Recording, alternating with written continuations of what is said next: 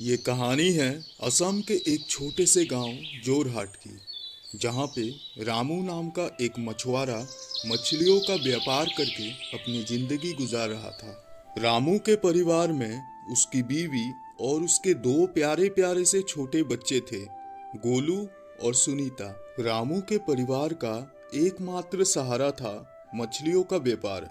एक दिन की बात है। सारिका, मैं मछली पकड़ने जा रहा हूँ। तुम खाना खा लेना और बच्चों को भी खिला देना। मैं जल्दी ही लौट आऊंगा।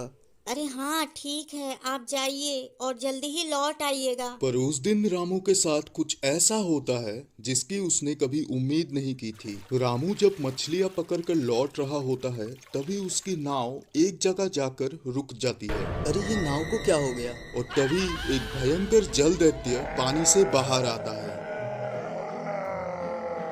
तेरी इतनी हिम्मत कि तू मेरे तालाब से मछलियां पकड़ रहा है। अब मैं तुझे इसी तालाब में डुबो के मार दूंगा।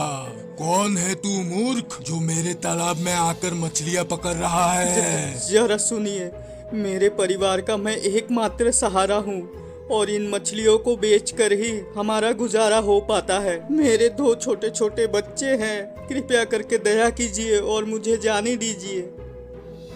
ठीक है, अगर तू बचना चाहता है तो रोज मुझे अपने हिस्से में से मछलियां देना होगा, और जिस दिन तूने ऐसा नहीं किया उस दिन मैं तुझे इसी तालाब में डुबो के मार दूंगा, समझा? रामू उस जल दैत्य का हर एक शर्त मान लेता है और वो जल दैत्य रामू को जाने देता है। और इसी तरह से काफी दिन बीत जाते हैं।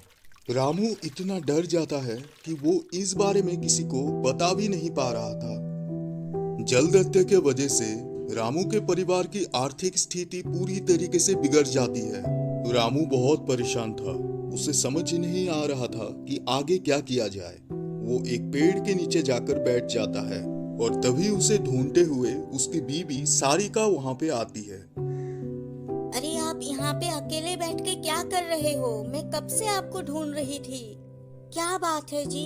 मैं काफी दिनों से देख रही हूँ आप परेशान रहने लगे हो, और आजकल मछलियों के व्यापार में भी हमें नुकसान होने लगा है। क्या आप मुझसे कुछ छुपा रहे हो?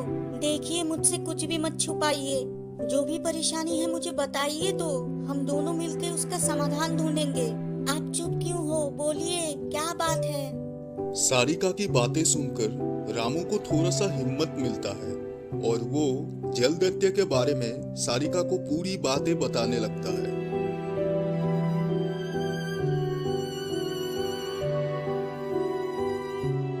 और इसी वजह से हमारा आर्थिक स्थिति बिगड़ चुका है सारिका।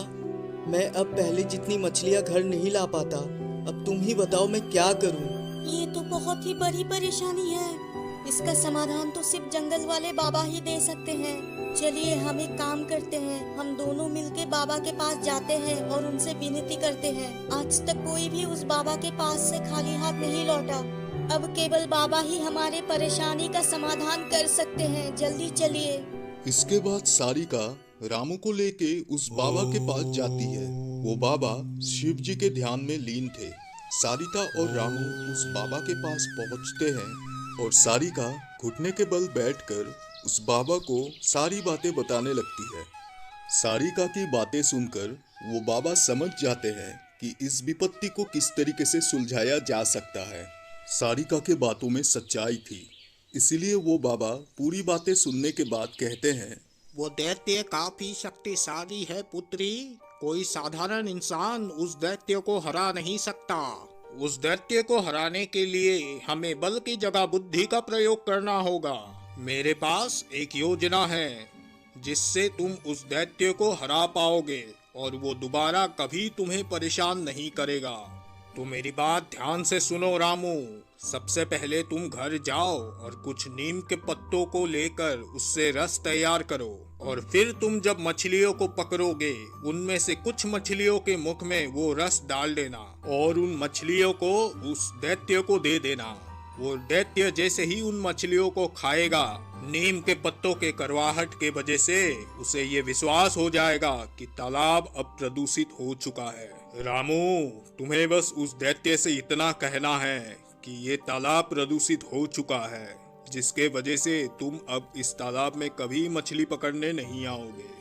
अगर ये योजना सफल हुआ तो वो दैत्य तुम्हें दोबारा कभी परेशान नहीं करेगा रामू।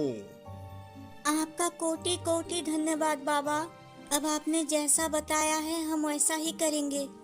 सारिका और रामू बाबा के उपदेश के अनुसार बहुत सारे नीम के पत्ते लाते हैं और उनसे रस तैयार करने लगते हैं। और इस दौरान कब शाम से रात हो जाती है पता ही नहीं चलता। अगली सुबह रामू अब पूरी तरीके से तैयार था। वो मछलियों को पकड़ता है और एक एक करके सभी मछलियों के मुख में नीम का रस डाल देता है। और जब दैत्य उसके सामने आता है, रामू उससे कहता है, हे जल दैत्य, मैं इस नदी को छोड़कर हमेशा के लिए जा रहा हूँ। ये नदी प्रदूषित हो चुकी है। यहाँ की मछलियों में अब पहले जितना स्वाद नहीं रहा। दैत्य रामू की बातें सुनता है और मछलियों को लेकर वापस अपने घर आ जाता है। और जैसे ही वो मछलियों को खाना शुरू करता है,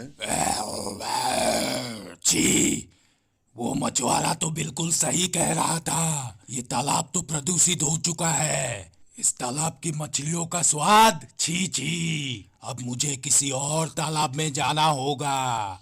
इसके बाद वो जल दैत्य उस तालाब को छोड़कर किसी और तालाब की तलाश में चला जाता है। और इससे रामू और उसके परिवार की आर्थिक स्थिति वापस से पहले जैसी हो जाती है। कहानी पसंद आए तो वीडियो को लाइक करना।